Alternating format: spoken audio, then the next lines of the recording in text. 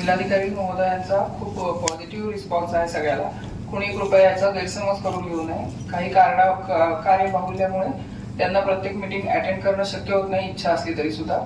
तर तरी पण तुमची प्रत्येक गोष्ट मी लिहून घेतलेली आहे आणि मी स्वतः पण ब्रीफिंग करीन आणि आमचं प्रोसिडिंग पण जाईल सरांकडे. याच्यामध्ये प्रयत्न करू की डायरेक्ट पुढच्या वर्षी भेटण्याऐवजी मध्ये आणि कुठेतरी एखादी मीटिंग घेऊन यातले काही प्रश्न तरी आपण मार्गी लावू शकलो तर. महत्वाच्या एक दोन गोष्टी जसं महिलांची सुरक्षितता होता की हॉस्टेलची अवस्था कशी आहे किंवा तिथे सुरक्षिततेचा प्रॉब्लेम आहे, तिथे जास्त मुली का प्रवेश घेत नाही, त्या विषयांवर जरा गांभीर्याने विचार करायला संबंधित अधिकाऱ्यांना सांगण्यात येईल आणि त्याच्यात काही सुधारणा करता येतात, काय करता येईल याच्याबद्दल त्यांना विचारायला सांगते. ज्या मुद्दे सांगितले, ह्याच्यामध्ये ज्या डिपार्टमेंटनी, आता मी सगळे डिटेल्स लिहून घेतलेत परंतु आता प्रत्येकाला सांगत नाही, परंतु त्या अधिकाऱ्यांनी जे नंतर यादी देतो म्हणले त्यांनी मीटिंग संपल्यावर उद्या किंवा परवापर्यंत त्यांना ती माहिती पुरवावी. त्यासाठी आपण एकदा पुन्हा त्यांच्या कार्यालयाशी संपर्क साधा.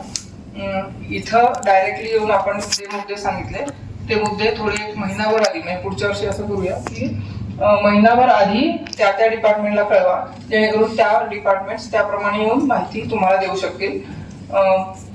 म्हणजे विश्वास ठेवा की प्रशासन खूप काम करत असतं. म्हणजे 90 ते 95% लोक प्रचंड कामाच्या प्रेशर खाली आहेत आणि काम सुरू असतं. त्याच्यामध्ये कधी कधी एखाद्या विषयाला प्राधान्य, एखाद्या विषयाला कमी प्राधान्य होतं, परंतु ते मुद्दामून केलेलं नसतं. कामाच्या लोडमध्ये तसं होतं. त्यामुळे सगळेजण या विषयाबद्दल गंभीरपणे काम करतात, याबद्दल ग्वाही बाळगा. तुमच्यापर्यंत रिपोर्टिंग नीट झालं नाहीये तर ते व्यवस्थित करण्यासाठी आम्ही तशा सूचना प्रत्येकाला देतो. ह्या मीटिंग मध्ये जे सन्माननीय सर्वजण उपस्थित आहेत त्यांनी खूप पेशन्सनी सगळ्या गोष्टी सांगितल्या. मला कल्पना आहे की जेव्हा एकदा भीतीचं वातावरण निर्माण झालं की त्याच्यातनं संघर्ष निर्माण व्हायला वेळ लागत नाही आणि तसा होऊ नये याच्यासाठीच हे सर्व प्रयत्न आहेत. आपण म्हणतो 18 पगड जाती धर्माचा देश आहे. इतके वर्ष आपण सुखाने समाधानाने नांदलेलो आहोत. काही गोष्टी घडतात ते काय म्हणतो आपण एकदम मॉब सायकोलॉजीमुळे सुद्धा कधी घडतं, कधी ते करायचं नसतं तरी ते केल्याशिवाय त्याचं दखल घेतली जात नाही म्हणून सुद्धा केलं जातं. परंतु या गोष्टीची तुम्ही खात्री बाळगा की प्रशासनामध्ये अशा कोणत्याही प्रकारचा भेदभाव केला जात नाही, करायची आम्हाला परवानगी सुद्धा नाही. त्यामुळे वैयक्तिक कोणीही कुठल्याही जाती धर्माचा असला तरी सुद्धा जेव्हा तो प्रशासनात काम करतो तेव्हा तो अत्यंत योग्यपणे आणि बॅलन्स काम करत असतो. चुकून एखाद्या ठिकाणी अशी घटना घडत असेल तर त्याबद्दल रिपोर्टिंग करा.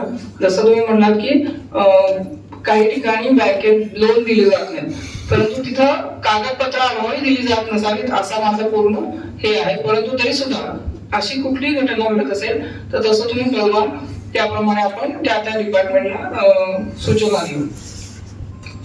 बराच उशीर झालेला आहे. मला सुद्धा खरं सांगायचं तर हे व्यवस्थित शांतपणे ऐकायचं होतं, परंतु माझ्याकडे पण इलेक्शन, पंढरपूरचं इलेक्शन आहे आणि परवाच इलेक्शन आहे आणि आज आमची ईव्हीएम सगळी बनवायची आणि ते सगळं आहे. तिथेही राजकीय बरेच पुढारी थांबलेले आहेत. तेही आता असे म्हणणार आहेत की तुम्हाला गांभीर्य नाही कामाचं. आम्ही एकातनं एक दुसरं असं काम सुरू असतं. प्रयत्न असा असतो की प्रत्येक कामाला न्याय द्यावा, परंतु वेळेअभावी तसं होत नाही. आपण सर्वजण इथं आलात आणि शांतपणे आपले मुद्दे मांडले, याबद्दल मी खरोखर तुमचं धन्यवाद आणि अभिनंदन म्हणेन की फार व्यवस्थित आणि मुद्देसूद तुम्ही तुमचे मुद्दे मांडलेले आहेत. प्रशासनाने आज सगळ्यात गांभीर्याने विचार करेल याच्याबद्दल खात्री बाळगा. मॅडम, समिती कधीपर्यंत गठीत होईल? टाइम बॉन्ड सांगा ना प्लीज.